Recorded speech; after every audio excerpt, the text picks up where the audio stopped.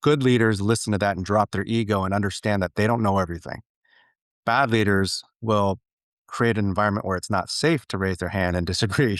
And if anyone does disagree, they get their heads cut off.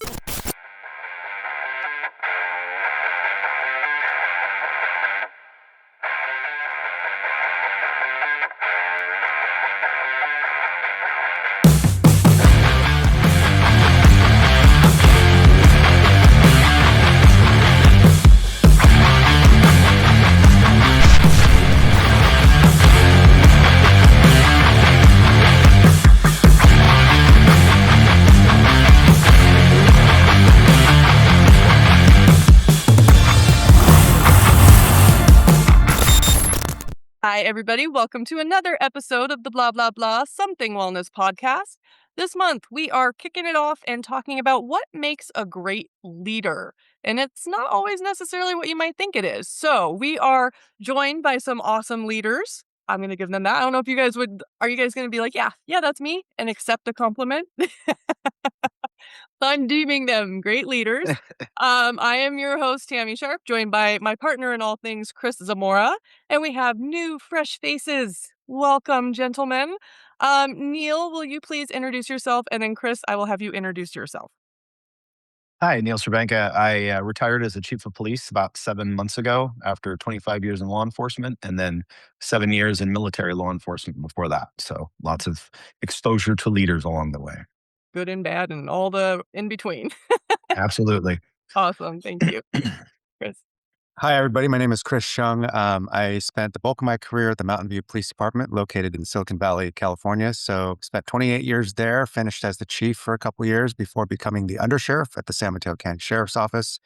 And in all of my free time, I also contribute some work to the work of the Curve. It's a leadership nonprofit co-founded by chiefs and sheriffs from across the country, as well as some guy that you might have heard about that I might refer to named Simon Sinek. It's so awesome. And will you give a little bit? We've talked off camera. Will you kind of talk about how the Curve came about?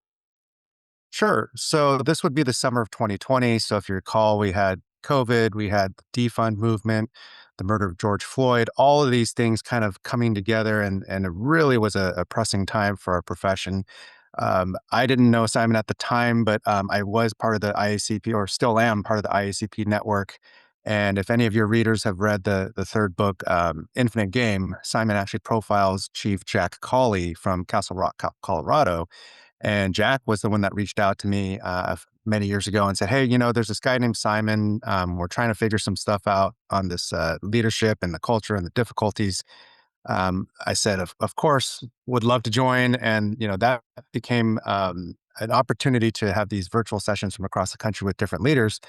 What we found was we all have different struggles, but the one thing that united all of us was that the culture was the differentiator on organizations and departments that were thriving and doing well versus the ones that were just toxic and, creating really bad places to live and work. Awesome. We have so much to unpack on this. I absolutely love it. Um, and I know, so my Chris, I'm gonna just talk to you since we have two Chris's. My Chris, are you okay with that, my Chris? Yeah, that's fine. um, Or, so my Chris Z, Chris, Zamora. All right, fine. You want to be all right? Chief Let's do Chris, that. right? I mean, there's all kinds of Chris's, You're officially Zamora. Um, whatever makes it easiest. so you have worked under different types of leaders, and you worked under a chief that you still refer to as a great leader. So can you kind of unpack what made him a great chief and a great leader?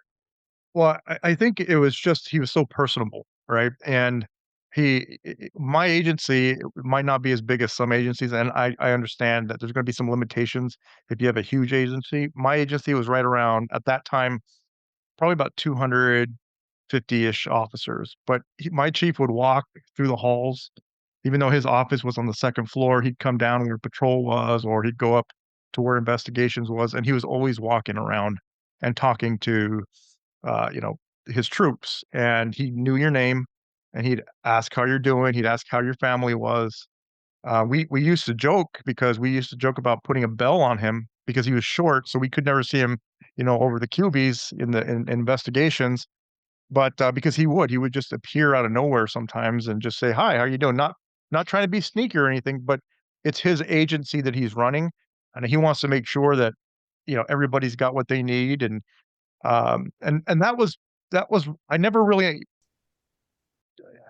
appreciated it until we got another chief. And I'm not trying to say anything negative about the other chief, but it was the complete opposite. The other chief came in from a much larger agency, and you just never saw him. And when you did see him, he wouldn't acknowledge you walking in the hallway, which was so odd to me because I was so used to Chief Thorne being so personable and always there. And I get it. People are different. Everybody has their own different style. But I really liked that about Chief Thorne was he was so personable. He was out there. He always had an open door policy. Literally, his door was always open. I remember we locked down a homicide suspect at a house in a neighboring city, and I had a rifle, and I was holding the, perimeter, and all of a sudden, somebody tapped me on my I was behind cover, somebody tapped me on the shoulder, letting me know that they were gonna cover me because part of our policy is if you deploy a rifle, you need a cover officer, and it was the chief. And it surprised me. It's like, "What are you doing out here?" Like, something could happen. But he goes, "I'm just gonna cover you until your backup gets here," right? Because it was such a rapidly evolving situation. But that to me was amazing. It's like, this guy doesn't have to leave the agency. He doesn't have to leave the building itself, but that was his style. He was always out and about, and he would do traffic stops. And, we'd hear him do a stop. So few of us would always be en route because just in case something happened, we didn't want anything to happen to our chief. But little things like that, in my opinion, is what made him really stand out toward, different than other chiefs that I've had. And I've had in my time, I only did 23 years in law enforcement, but I had three different chiefs to be able to compare to. So, Chief Dorn was definitely, he really stood out to me. Awesome. And then you guys, so walking it back to kind of the beginning of your career, uh, were you blessed with good chiefs, or did you have chiefs and leaders that you learned some other lessons from? Well, my first chief, we did a vote of no confidence on, so Mm. that would that would answer that question. And really, it was um, he was absent a lot of the time. He had a lot of things going on in his personal life, and I guess the thing that really bugged me about him is it was very toxic at that time, and I had been there about 3 years, I guess 4 years, and I had applied for a bigger agency north of where I was in the Central Valley. And when he found out I applied somewhere, he wouldn't look at me. He wouldn't talk to me.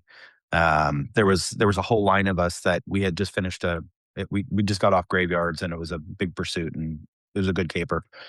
And bad guy in jail. And he went down the line and shook the other three officers' hands, and he got to me, and he looked away, and he walked away. So I mean, it was and if you want to try and convince somebody to stay because you're short staffed, that's not the way to do it.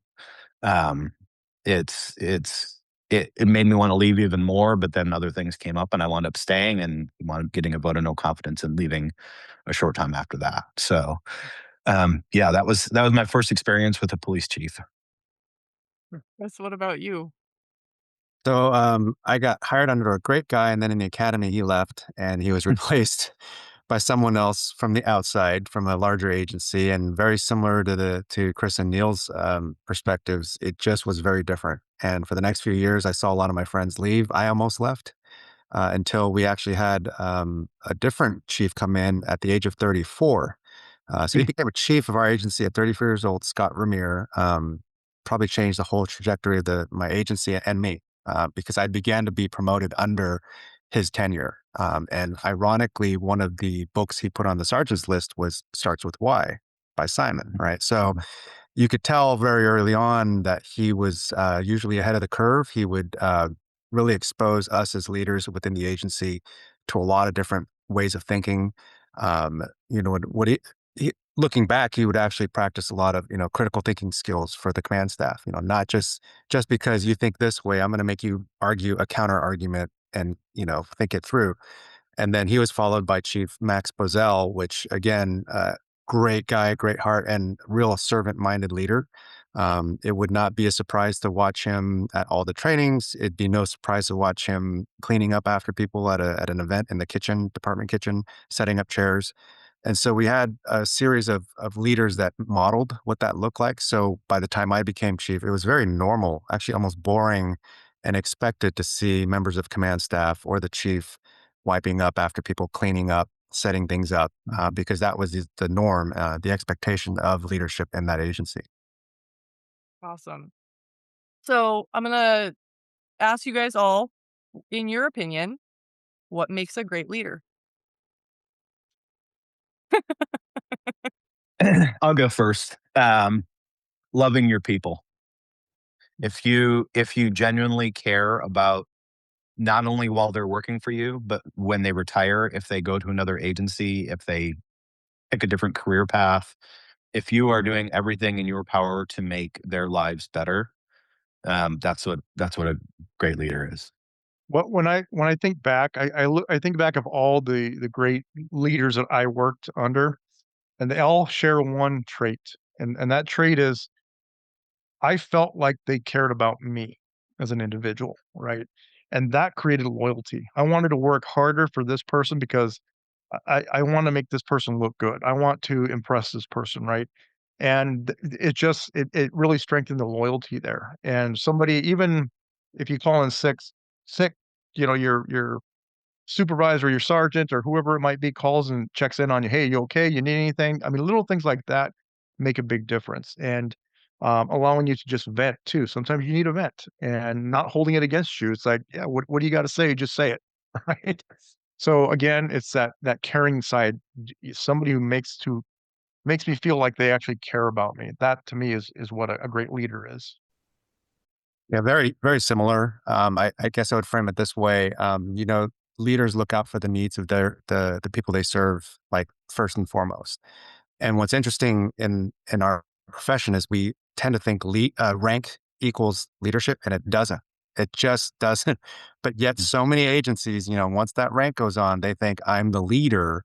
Well, yeah, people are going to follow you, but people may not be inspired by you. And I think if you look at the bad leaders over time, they're the ones that relied on their rank and their authority. Whereas there's so many leaders with rank and without rank that we would follow to the ends of the world just because we knew, who they were, what they stood for, and the values that they brought to the organization and the team. Absolutely. When we start working with departments, we always are looking for the unofficial leaders and the up and coming leaders. And you can have somebody that has that rank in the room and they're answering stuff, but the rest of the room is definitely following that. And so for the audience tuning in, a couple things for you guys. So one, we are going to start the next couple questions I have are going to get into kind of the more negative part, but we aren't going to go too negative because we already did a navigating toxic work environment series. So you can go back and go listen to all that and hear some of the issues and what we talked about there. But I do want to kind of go into some of the negative traits of leaders because one of the things that we've also discovered, sometimes the worst leaders are serving a purpose to make the next leader that much better. So we can't just have all great leaders all the time because then that's just not real. But sometimes it takes really bad leaders to make really good leaders. Um, and on that note, what would you guys say are some well, see, here's the thing. A lot of the not good leaders, they don't know that they're not. They think they are the best leaders and they don't know that they're not. So, what would be some key indicators if a leader, whether you are, again, you're a chief, you have a title, you have rank, or you are a natural leader, or you want to be a leader, maybe you're new in the career and you know that you want to step into that role. What would you say are some key indicators of somebody who is not a great leader? And then again, we're going to keep hitting on what makes a good leader. So hopefully we can drill that into a bunch of people that need to hear it. Maybe I'll jump in. I won't go into the whole sort of detail of my past, but if you Google search my name and San Mateo County Sheriff's Office, you will find the history of, I was recruited from Mountain View as the chief to become the undersheriff for the newly elected incumbent sheriff, or newly elected sheriff who beat the incumbent. And things were fine for a little bit until uh, it was just a very different leadership perspective. I wholeheartedly believe in servant-minded leadership. Um, I don't use rank or authority as a baseball bat. This is where we differed, and I ended up resigning. And so, shortly after my resignation, she illegally fired the assistant sheriff, who was also a former police chief, who had very similar, conflicts that I did, and she ended up getting indicted and fired as a sheriff. And the new sheriff, who was appointed by the board of supervisors, asked me to come back as the under sheriff.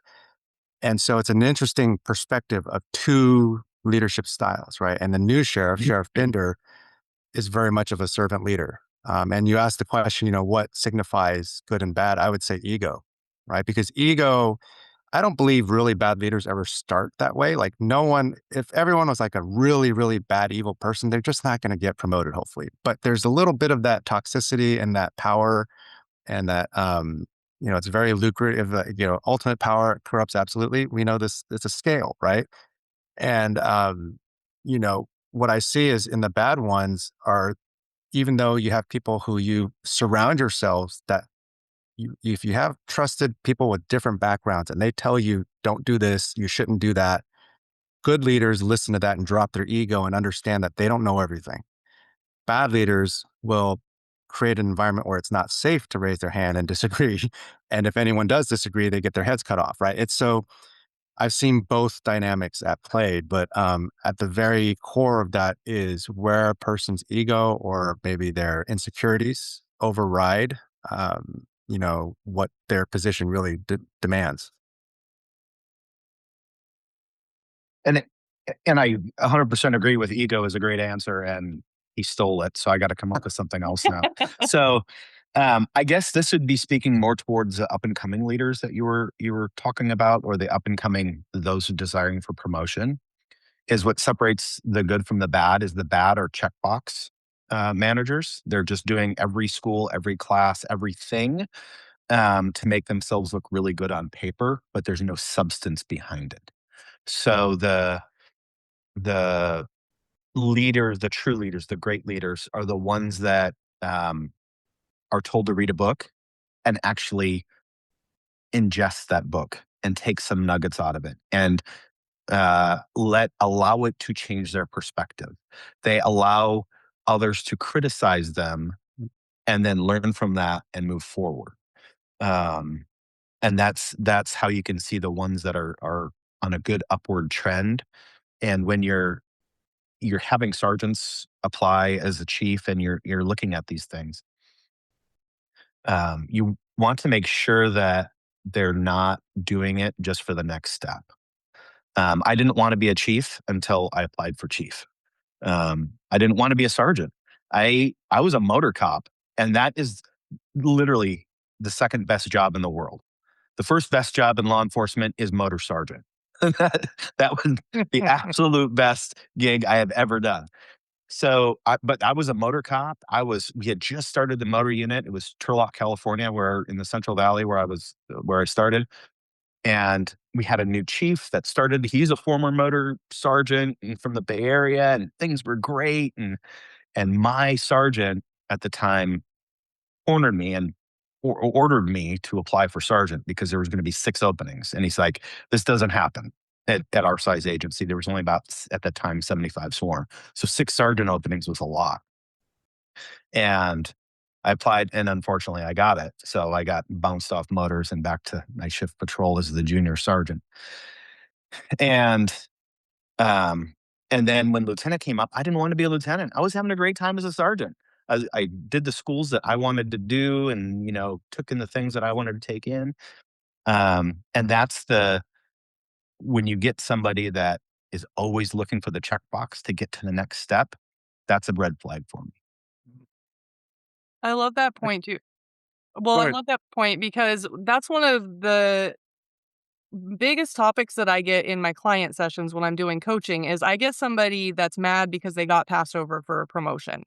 And I'm like, okay, let's unpack it, because did you even want the promotion, or did you just think that that's you're supposed to do it? That's the next step. Is the culture in the department is you need to promote. And if you don't promote, there's something wrong with you. And so we have to unpack that. And a lot of the time when we get to the point where it's like looking at what the reality of the promotion entails, they're like, oh, I didn't actually want that, would have made my life miserable. So just having that awareness. Chris, what were you going to say? I cut you off. Well, Neil, the greatest position in any police department everybody knows is undercover narcotics. But anyway, I'm just kidding. Actually, it is. I love UC work. But anyway, um, the ego actually it plays a big, huge part of leadership, right? And are you willing to ask questions? Are you willing to be vulnerable and say, you know what? I don't know everything about that. Neil, you talk about you love being a motor, and you've got people who are asking you to promote. Your intention wasn't to promote. Your intention was just to be a good cop. And then you became a good motor sergeant, and then it just went on and on. And Chris, same with you, right? Because again, you're not just filling in the boxes. I'm going to work to do my best because I want to be a cop, right?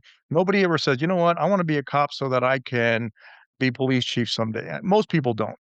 They want to go, they want to learn. And this is why, and really quick, you can see in leadership who actually rose in through the ranks and did an outstanding job with whatever they did versus those who are just, I'm going to promote here, I'm going to stay here for less than a year, then I'm going to promote again, then I'm going to promote again, because when they get to the very top, when they got to make those crucial decisions, they don't know what to do. And sadly, I'm not going to name names or anything, but just in what I've seen, I was at a really bad homicide, murder, suicide scene, and it was pretty chaotic. A guy killed his entire family, and when me and my team went into the house to clear the house because we still had one survivor in there, we came out, everybody was out front. Every cop working was out front because we had dead bodies all over the place. And I watched, after all of that, being involved in that traumatic scene, I was watching our leadership, and I had one high-ranking person who was yelling at people about stuff that nobody cares about, right? And he started yelling at me to push the fire department back 20 feet because this car could be full of explosives given the suspect that was involved in this. So you mean to tell me that if this car that's behind crime scene tape, that's only 20 feet away, is not going to affect anybody if it explodes? Like, you want me to sit there and push the battalion chief back 20 feet because you're afraid of this explosion? If this thing blows, we're all going, right? But again, he's giving these orders that don't make any sense, and on top of that, he's just yelling at the top of his lungs, which to me shows a lack of control. And then the other high-ranking official that was there was literally pacing back and forth with a blank stare in his eyes, like he didn't know what to do. And I thought, we're cops. We read body language. We can read. We all have built-in bullshit meters. We know when somebody's bullshitting us, right? And I just saw these two, and I asked myself, really, like, this is who's leading us right now, right? And I can go into further, but again, did these individuals rise in ranks before it was time? They just filled the check boxes and they got to a certain level. Because once I saw experienced detectives arriving on scene to take over the case. By the way, I was also in investigations at that time, and I went back to patrol, so I knew what to expect. So when I saw, old coworkers coming up, they knew exactly what to do. Like, there was no question in their minds what they needed to do. Secure it and get a search warrant written, and, just start doing an investigation for them. Why? Because they had the experience. And you could see very clearly who had experience and who didn't. So, yes, it does go to ego, right? Because one of the best lieutenants I've ever worked with, he came up to our narcotics unit, and he said, "Hey guys, I've never worked narcotics before. We were going to go do a buy bust for some heroin reversals." And he goes, "I've never done one of these. What do you do?" And so we explained it to him. He goes, "Okay, cool. I'm going to ask you guys a lot of questions throughout the day just so that I know make sure we're on the same page." And that's exactly what he did. As we did every meet that we did that day, he would ask questions. Okay, why do we do this? Now, why do you do that? Okay. And that is what made him a great leader. He didn't have that ego of, well, I'm the lieutenant and I should know everything and I'm never going to ask questions because that's dangerous, right? And we all know that. So again, it comes down to ego, in my opinion. And I'd echo that too for the leaders that one, asking questions, but also if you're leading, slow it down and don't assume that the people with you understand everything that you're talking about. We've been in classroom settings where we've been teaching and we realized like we lost the audience at the beginning from a very simple word that is just a word that we use. Like in my all the work that I do all the time, I use modality. And there was somebody, they're like, I don't know what you mean when you say modality. And I was like, oh, okay, so they had stopped listening while I was going on, and I'm like, I have to back it up. So sometimes, really just make it simple. I don't, when people use a lot of big words, I'm like, that's great. If you'll notice the audience listening, if we do this podcast, I don't use all those scientific terms. I say like and stuff way too much. But anyway, I wanted to ask you guys. So have you ever been in a situation where you're working with another person that you do think is a good leader? You do respect them, you do trust their leadership. However, you butt heads with them, and you guys always have to kind of devil's advocate or kind of just one person will think one thing and the other one will always have that counter to it. Have you ever had that situation? Somebody that would consider a good leader that we butt heads with, that I butted heads with. I'm trying to think. Um, it wasn't. We didn't butt heads. We disagreed, but we both were able to disagree respectfully, so it wasn't like butting heads. Okay. And then we'd be able to come to the resolution that was best for both parties. It was we were very different people and very different styles, but I greatly respected him. Um, and I would take we were both able to take the perspective of the other person, I guess, if that makes sense. Yep. And you're queuing me up to get to my point when I drive it home. I'm going to say I don't, if the ones that I butted heads with, I butted heads with their ego. Um, Mhm. and the other ones, I'm going to say we both understood what our mission was, what we were doing, Mhm. the cause behind it. So they weren't really disagreements. We understood and respected each other for, maybe a different path to get there. But yeah, I don't, I think when I know it's cliched, but when the why is understood, right? Right. The ego, and you don't have egos to go with it, then really it's, and I had the fortune of working in command staffs for chiefs that fostered an environment where it was okay to disagree. So that's just how I was raised in the profession, which was interesting because when I made the transition to the sheriff's office, um, version one, it was very much like, don't you dare disagree. Um, if the sheriff says something, that's gospel. And I would kind of push back and go, well, no, this is how we get ourselves into trouble. If you look at any critical incident and something bad happens, someone dies, that critical incident debrief generally will tell you or show you that there was a series of events or decisions where someone knew something and couldn't say something because they didn't feel safe to do so, and it could have prevented the tragedy. Perfect answers. Thank you. Chris, did you want to chime in before I go into my tangent? No, go ahead. No, go Okay. ahead.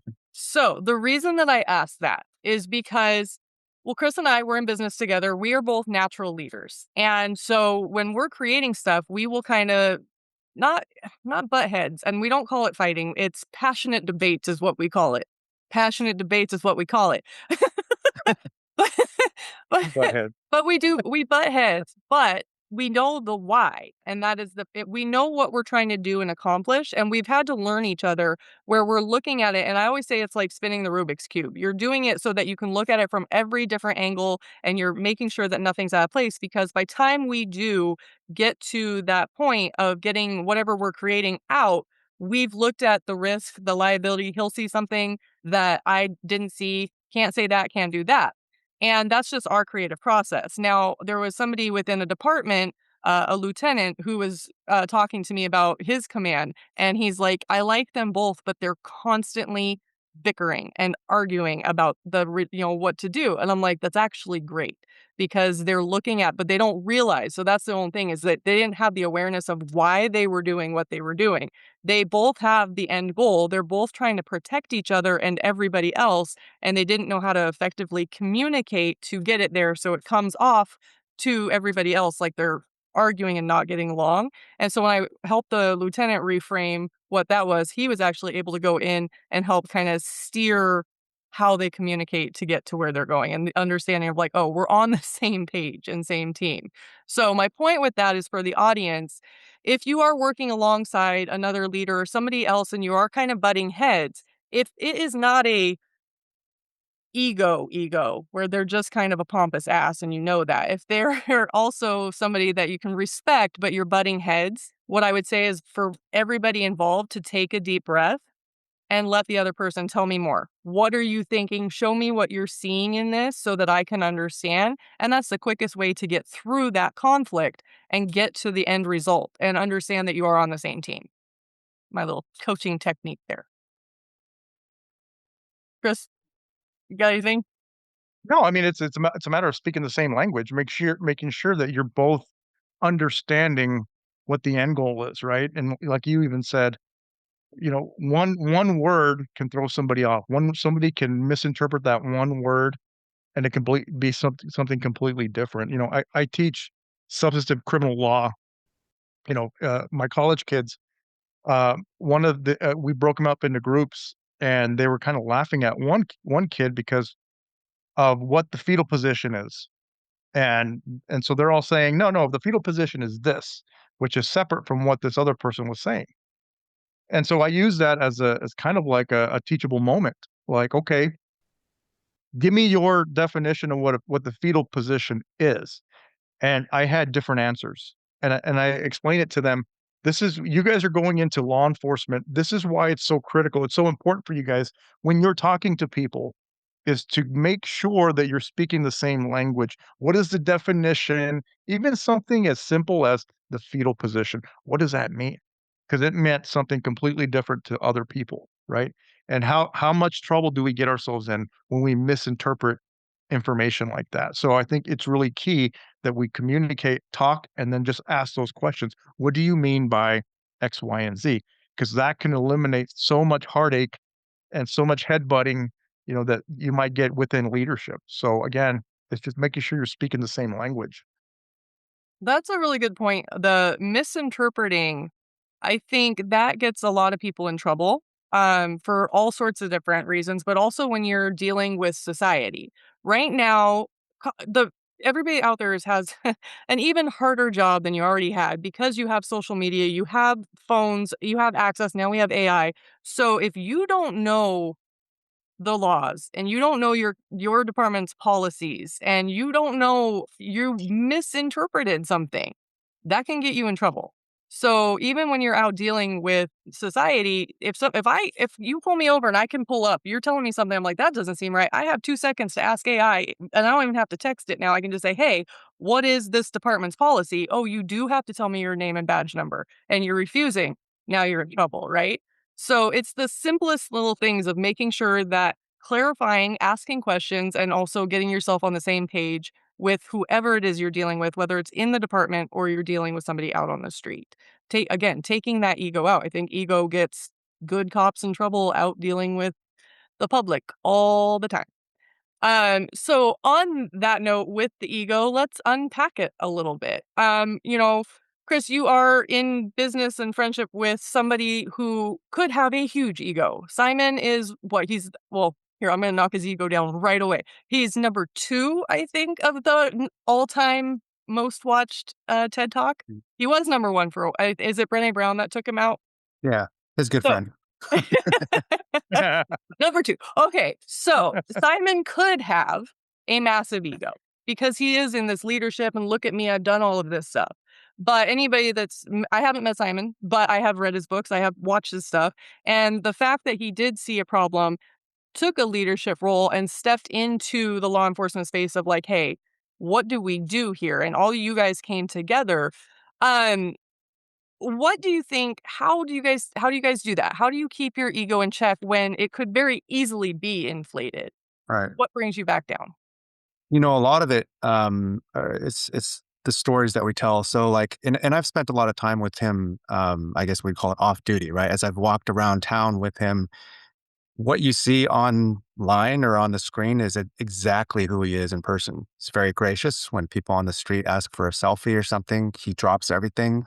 He doesn't like, take the picture and then like run away. He's completely gracious. And that to me is huge. I mean, in many ways, he's a mentor of mine, right? And you have to be like, what you see is what you get for leadership. You can't have these leaders that say one thing and act or behave another. There's a story that he shares online a lot. It's called the Styrofoam Cup. I don't know if you've ever heard him talk about that, but basically he talks about a very high-ranking military official who's giving a talk one year at a conference. He's, escorted with a private driver, taken through the back and the VIP entrance, handed a beautiful ceramic cup in the green room, and he goes and gives his speeches. And then the next year he comes back, but he's no longer serving in that role. And now he doesn't get to go through the back. There's no driver, there's no green room. He asks, goes in through the public entrance, asks the staff for a cup of coffee, and they point and they go, "Yeah, you can help yourself to the coffee over there." And there's a styrofoam cup. And so the takeaway for that is, we serve in this industry that has a lot of titles and roles, and those niceties and nice things go with the rank, but they don't stay with the person. But if the person gets intoxicated with the things that come with the rank, the privilege of those things, you start to slide down that slope of ego and power and the toxicity that comes with it. So you need people in your career, in your work environment that keep you honest, that can pull you aside in a room and say, "Hey, man, just so you know, you need to, knock it down a few pegs." How they do it, everyone has different ways, but you really rely on those people who you would call, friends, mentors, coaches, who can see that and then, hold you accountable to that. And so if you look at all of the different founders and folks involved with the curve, you'd see a lot of people who are just good-hearted servants who don't see themselves or their titles as that make them any better than anyone else. They just understand that they have a higher privilege to serve those that they're, by their formal rank, in charge of. I love that. Yeah, talking about that with the styrofoam cup story, and I had just heard that a few months ago, and it resonated with me because I knew um, people in the community. When you're a chief, everyone wants to know the chief. Everyone wants to be around the chief. Everyone wants the chief to come to their special events and their dinners and everything else. And the day you leave, you're a picture on a wall. That's it. You are chiefs are a temporary steward of a really big leather chair in a nice office, but they're temporary and it's not yours. It's the positions. And if you go into a leadership role knowing that it's not yours, you're just holding it and doing the best you can with it while you're there, you'll do much better. And you won't have a lot of the um, problems that come about with retirement. I knew I was going to be a picture on a wall. And I knew it was immediate because there's a new chief and that new chief has to get things moving in the direction that they want it to move. And the people that continue to hang around are doing themselves a disservice. You move on. You should have these things to keep you grounded. I have a lot of I made it a point to have non-cop friends for the last third of my career. And when you find friends that don't care you're a chief of police and don't care about your stories, that keeps you grounded because then you're just a dude. I mean, you're a guy that works for government and you're going to retire sometime, and but you have to take all the ribbing and the ego reducing comments from these people that are not cops, and they don't care that you're a chief of police. And those are the best friends to have. Well, Well said. I want to say too. So yes, you are now a picture. But for all of the leaders in law enforcement and just everybody that you work with. So I had a really cool experience. So my dad was an outpost deputy sheriff. I grew up just with him all the time. I rode shotgun. I had my own seat. It was a whole thing. And we lived 2 hours away from the sheriff's office, so I was with him, and we'd go to lunch, and all the cops would go together, and where his, agency was, there's a restaurant that is, like, where all the cops would go, and so I grew up just sitting at the table, listening to everybody, eating my spaghetti, and having these conversations, and so every time I go back to Washington, I always go back to that restaurant because their spaghetti is amazing, and it's comfort food, and it's like, "Okay." And last year when I went back, I got to go sit down with, 2 people from that agency. One retired and joined our team as a coach, and the other moved on to be a chief of another agency.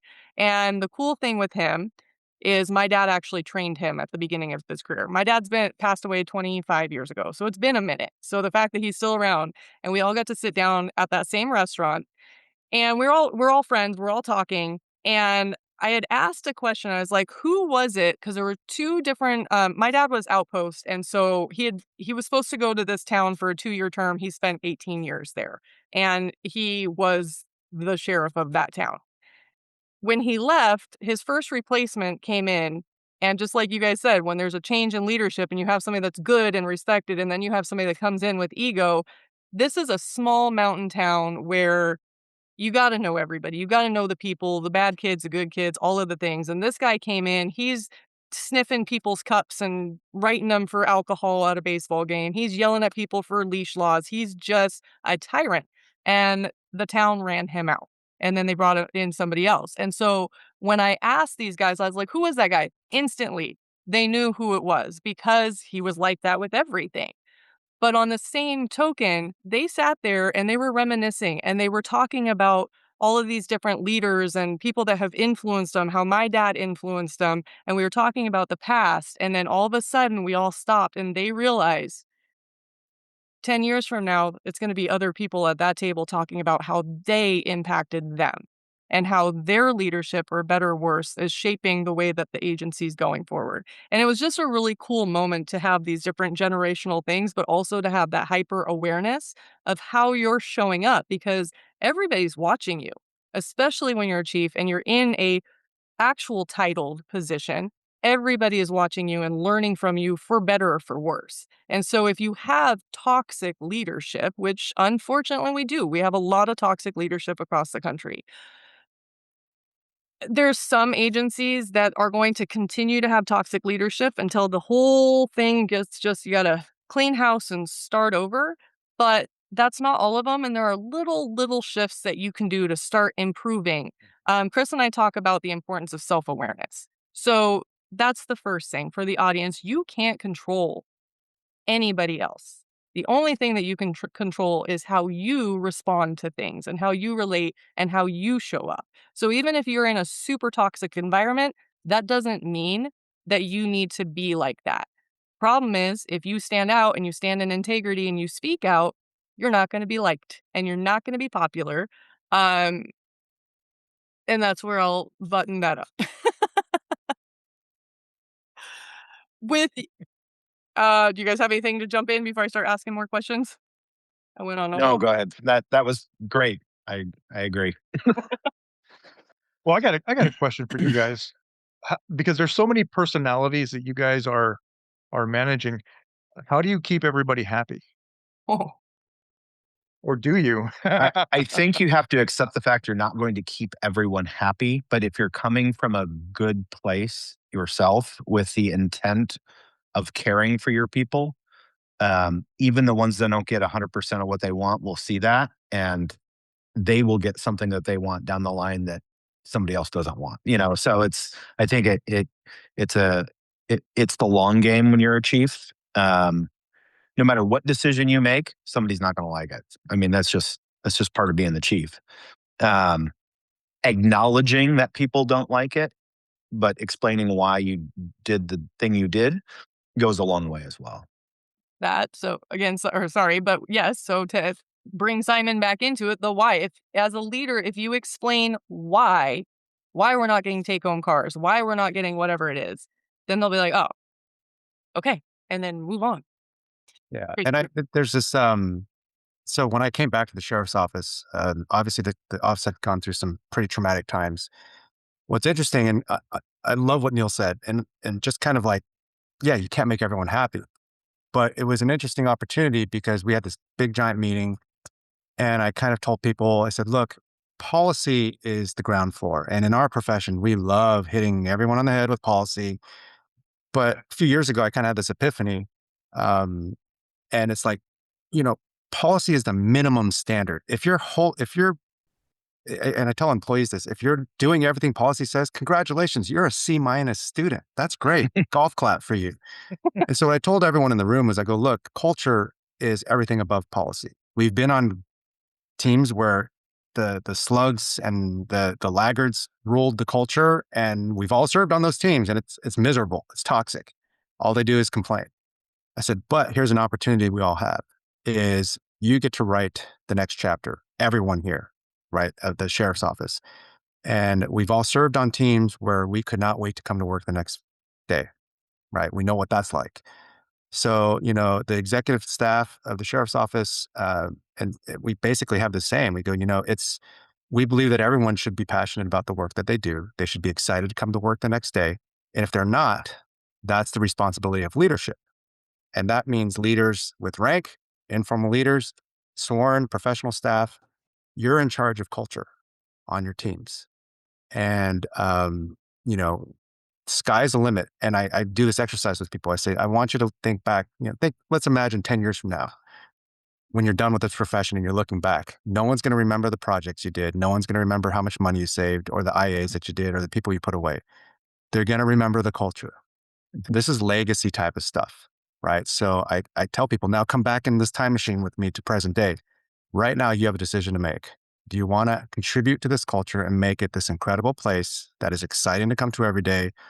Or do you want to complain about it every day and be a victim and drag it down and drag everyone else down with you? Because we know there's both are present in almost every agency, right?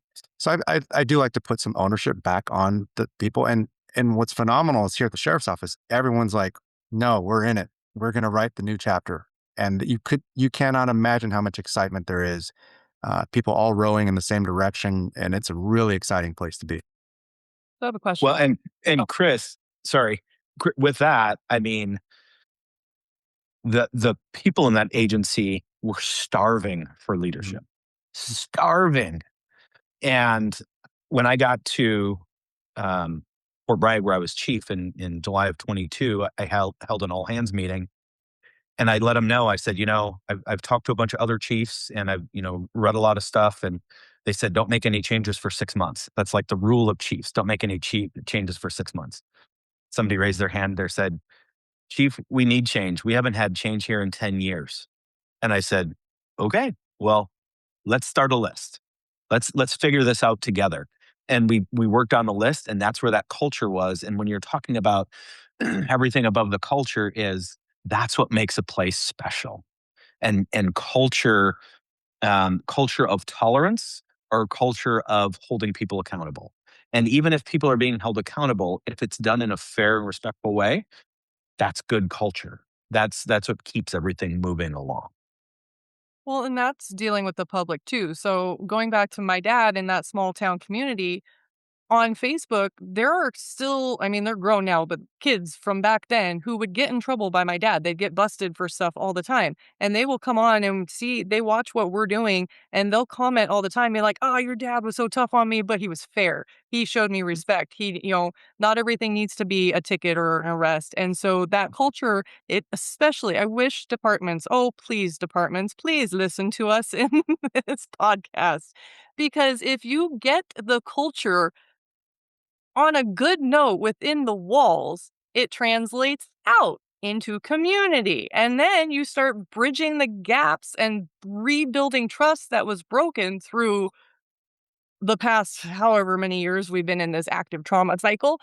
You can start rebuilding because also social media, and I say this all the time, social media, squawking, blah, blah, blah, shut it. Don't listen to the people, the keyboard warriors. Go out into your communities, and support for police is actually very much, and I've seen it's even coming more and more and more. Like the pendulum went so far one way where you're like, okay, no. So it's so important to have that healthy culture and people want to go. Now, what I was going to ask is, now you guys have been in these agencies where you've been a part of transforming the culture into a positive. Not everybody, I mean, there's people that are going to have their bad days, but what do you guys do? Do you have things in place for when you do get somebody that is showing signs of being disgruntled and super salty and going into more of a toxic energy? What do you have stuff in place to kind of identify that, or what do you guys do? Well, I'm retired, so Yeah, now you're like, I can tell you what I did.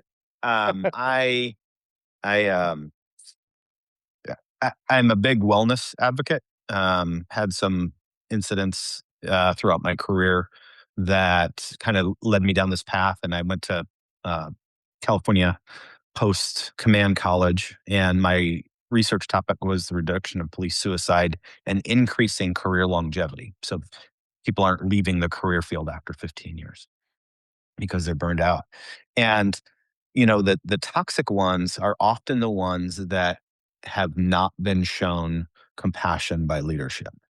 And the- I always wanted to provide that opportunity for them to see a difference and a perspective change before you just start slamming them and holding them accountable because they're a toxic member of the department. So we had a Zen Den. Thank you, Neil Gang from Pinole PD for doing the Zen Den. We had a Zen Den. Um, we implemented a twice annual mandatory mental health check-in with a culturally competent psychologist. And a lot of those issues got dealt with there. And then you could go 2 more sessions for free voluntarily if you wanted. Um, we got free gym membership. We did a bunch of stuff to kind of pull those people in and find the different things that they liked. And a lot of that toxicity from those folks just kind of melted away because they felt safe. And a lot of toxic people don't feel safe. They put up these barriers because bad things have happened to them, or they feel like the department didn't defend them or support them in some way. And that may not be the case. That may just be their perception. And that was a failure to explain what was going on type issue. So by go back to the caring and loving your people, that's the first step, even if they're toxic. But then if there is no movement and they don't want to change, then you got to hold them accountable just to protect the rest of the department. Uh, an interesting thing that I picked up from Simon, if your listeners are taking notes, it's the law of diffusion of innovation. He didn't create it. It was created by research by someone else, but it works in these organizations. And the 20-second version of it is if you take a bell curve, right? It simulates any organizational unit, team, even the entire department. Beginning of the curve, you'll have your innovators and early adopters. In the middle, you have your majority, right?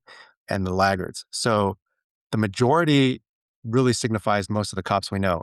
2 things. They don't like the way things are, and they don't like change. But for far too long in our profession, we tend to aim our efforts to get change at that middle group, or we focus too much time on the laggard group.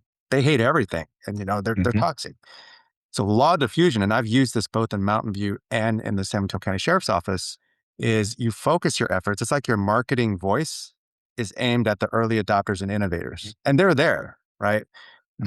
Because what we know about the middle of the group is that they won't try something unless someone else has tried it first. And so in both agencies, I've done and instituted new programs and ideas, and I don't worry about the naysayers, but you get proof of concept with the innovators because you're aiming your efforts at them. And maybe one of them comes to you with an idea, hey, I'd love to do this. Then your role as a leader is to provide support, maybe a little funding, top cover, freedom to fail. That was a big thing in Mountain View. It was like, hey, everyone, it is okay to make mistakes. I want you to make mistakes. I just don't want you to make the big colossal ones, right? And so innovation is fostered, and people have buy-in. They have agency into it because now they have, some skin in the game.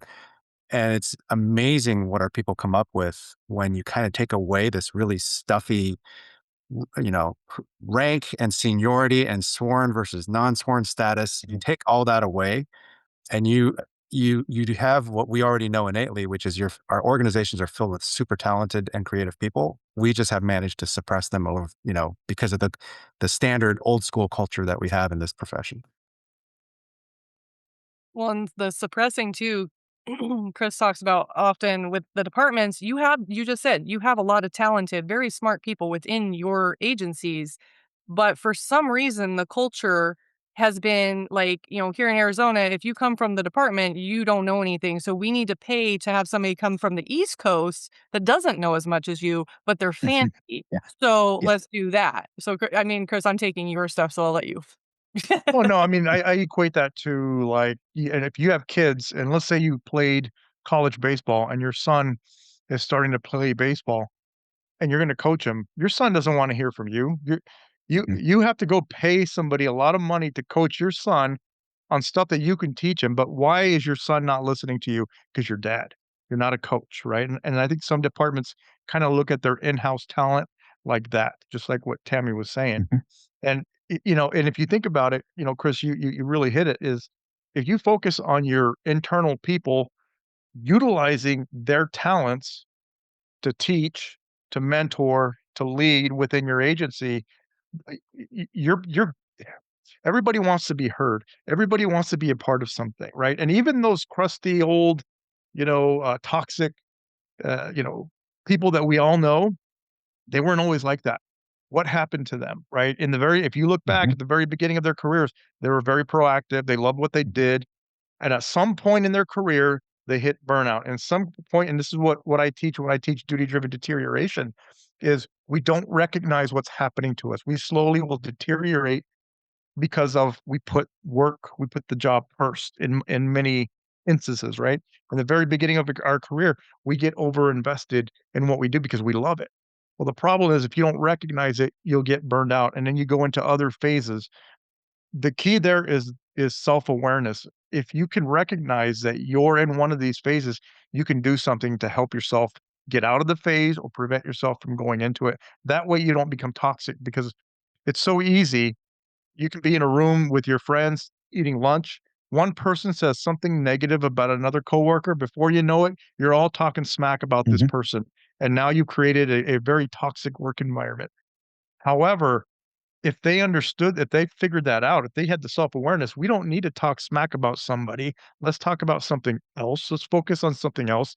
It really kills that toxicity, and one person can ruin an entire agency, sadly, depending on the size of the agency, and we've seen it. But again, utilize your resources, use that experience because even though somebody may not have achieved rank, they've been there long enough that these younger officers they look up to them as leaders. And if that person is toxic, what's going to eventually happen to those younger officers? They're going to follow that same path. Sadly, if intervention isn't done. Well, And to get one more thing with that, I've used that law of diffusion too after I read about it in Simon's book. When you see Simon, tell him I am a big fan.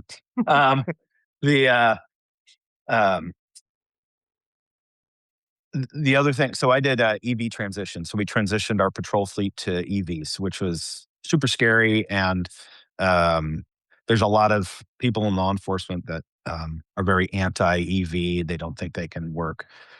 We're a very small agency up on the rural north coast of California, so it made sense for us. Anyway, finding the early adopter who's also an unofficial leader was crucial to the success of the program because even the people that were poo-pooing it, when the early adopter who was an unofficial leader is like, this thing is awesome, they're like, well, maybe I should give it a try. And that's how you change culture is you either um, knowingly elicit the help of these early adopter unofficial leaders, or you do it without them knowing you're co-opting their, that buy-in for it. You're just like, hey, I got a project. Why don't you come and look at it? Tell me what you think. And they're like, yeah, this is great. This is going to be so good. Okay, Len, would you mind helping out and teaching some of the other people how to use it? Yeah, yeah, chief, no problem. And that's how you get that culture change and that acceptance. But until you do that, it's very difficult. You can't force people to accept a project or a program or culture. You can hold them accountable if they don't do it, but that's ruling by fear. And ruling by fear never lasts very. Oh, I love all of this conversation. To the audience too, if you are somebody that maybe you're gaining a little bit of self-awareness that you have become that salty dog. You are toxic and you are kind of the stain. You're bitter, you're disgruntled, you're just waiting. Maybe you've retired and you're still sitting in it. I think one of the things that keeps people from getting help besides pride and ego, is fear of I don't even know what's wrong with me. I've just been this way for so long. I wouldn't know how to be any other way at this point. This is just who I am now. And that's not the case. If you talk to somebody, and here's the other thing too, we all are surrounded, and I think we probably all strategically and consciously did it, but we are all surrounded by very positive, motivational, inspirational, uplifting types of people. I know that we do that. We protect our energy at all costs to make sure that our world is positive people. So I would say first look at who you're surrounding yourself with. One, if you're isolated and you are not surrounding yourself with anybody, that is your biggest red flag indicator to reach out to a mental health practitioner, coach, read a book. And this is the other thing. You can be a fly on the wall. Hello, you're watching or listening to this podcast. That's a great start. Tune in, surround yourself by all of the people that you want to. Read Simon's books. Read Simon's books. Seriously. And I will say, so I can go into my woo-woo-ness because I believe in manifestation and whatnot too, but you are a reflection of who you surround yourself with. My house is books everywhere. I have Simon's books. I have Don Miguel Ruiz Jr.'s book. We had him on 2 weeks ago for the podcast. We're sitting here with Chris and the Curve and talking about Simon. Like, when you surround yourself by positive people, all of a sudden your life is going to reflect that. So for the toxic negative people, one, again, to reiterate, if you're all alone and you're isolated, you need to reach out. You need to reach out and pull yourself out of that. And if you don't know how, reach out to us. If you are the toxic person and you don't know why and you don't know how, again, just take a couple steps. It is possible. You do not have to be suffering and miserable the whole time. I think one of the things that I've learned with my clients, if it's scary, there's comfort in the discomfort. You become so numb that you don't even know who this other version of you can't even imagine what this healthy, happy, successful person would even be. And so that's the first thing. That's something that you can do. You don't even need help with. Just start visualizing if the story that you've attached yourself to was no longer your story and you could just snap your fingers and become somebody else, what does that person look like? And then write it down and just take little tiny baby steps to start getting there. So that's my coaching. I'm in full coach mode, but somebody out there needs to hear that today. So, on that note, I want to respect your guys' time. In true fashion, if somebody were to just tune into this last little part of the podcast, what is your 2-second mic drop piece of advice or guidance that you have for the audience? Whoever wants to go first. I guess mine would be, leadership is a journey. It's like working out. There's no magic number of how many times you got to do it. You just know you have to. And occasionally you might miss leg day, if you will. But the important thing is to always keep going and don't just limit yourself to policing type leadership books. The world is out there. Learn from all sorts of different, authors and industries because those are the people we serve anyway. And I would say Chris stole my answer again. I guess my 2-minute mic drop would be, um, if you're a leader and you truly care about your people, recruitment will not be a problem because retention will take care of that. And leaders who go out and they have friends from all different walks of life and different careers, and they're taking all this information in from all these different sources, not just law enforcement and not just military. Nothing wrong with the military um, style, but that's not there's more to leadership than command. So by taking in all those sources, you become a much better servant for your people. Yeah, and I agree with both of you. I would even say for those that haven't achieved rank, just know does not matter what level you are. If you're wearing a uniform, you're a leader. You're a leader maybe within your family, within your own community, within your church. understand that. Take accountability. If you fall into this negative mind frame at work, recognize that and be accountable. Hold yourself accountable for your actions and the way you are, because people are watching, not just the public, but if you've got several years in the agency, those younger officers, they're watching you. So be a leader, take accountability, and open your mind to other leadership styles, other information that's out there reflected from Neil and what Chris was saying. It's the same thing. But again, if you're a negative person, you're not leading anybody. You're actually hurting your agency if you're stuck in that negative mentality. Well, I had like a whole bunch of rants I wanted to go on, but your people are watching you, to echo that. Community's watching you, but your kids are also watching you. And who are the biggest problem people in society? Typically people that didn't have great parents. So if you want to be part of the solution and have legacy, be mindful of yourself so that your kids don't turn into the next generation's problem. That's my 2-second, Mike. That was pretty good. Well, I thought you were going to say kids of cops are usually the worst. The worst. I don't know. I'm gonna leave it. Shut up. That's how we're ending that. I'm a delight. So on that note, until next week. Thank you.